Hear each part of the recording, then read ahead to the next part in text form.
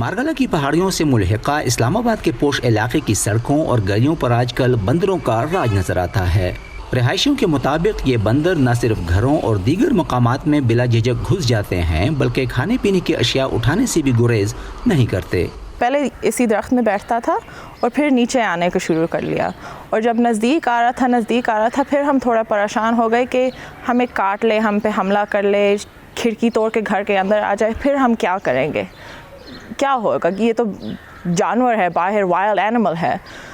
اس صورتحال سے نہ صرف رہائشی افراد بلکہ شہر کے مضافاتی علاقوں میں کچھ کاروباری حضرات بھی ان کی وجہ سے پریشان ہیں۔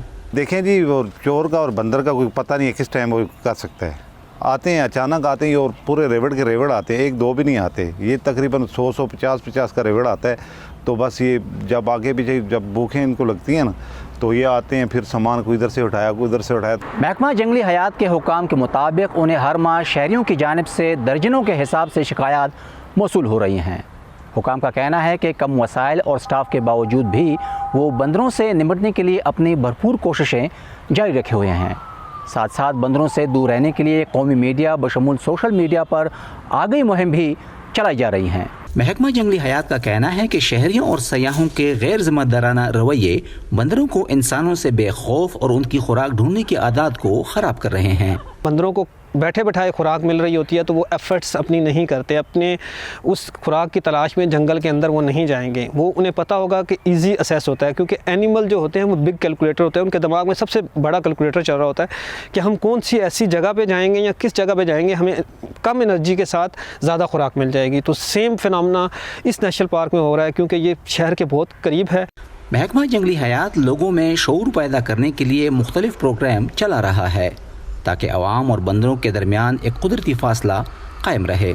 ادھر لوگ گھومنے کے لیے آتے ہیں، پکنک پوائنٹ وغیرہ کے لیے، ان کو دیتے ہیں خوراک، بندر ہمارے پاس آئے، سیلفی بنا لی، اس کو خوراک دیتے ہیں۔ جب ان کو خوراک نہیں ملتی وہ شہروں کی طرف چلے جاتے ہیں۔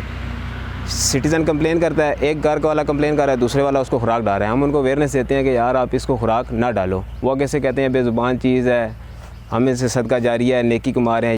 محکمہ جنگلات کے اہلکاروں کا کہنا ہے کہ محفوظ علاقہ اور ایکو سسٹم میں بہتری کے باعث بندروں کی تعداد میں اضافہ ہوا ہے اور آسان خوراک کی تلاش میں بندر انسانی آبادیوں کا رخ کر رہے ہیں، مگر مارگلہ نیشنل پارک سے ملحقہ بہت سارے رہائشیوں نے اپنے گھروں کے گرد باڑ لگا دی ہے۔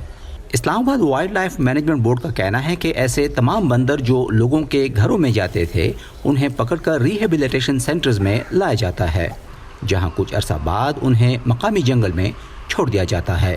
نظر الاسلام، وائس آف امریکہ، اسلام آباد۔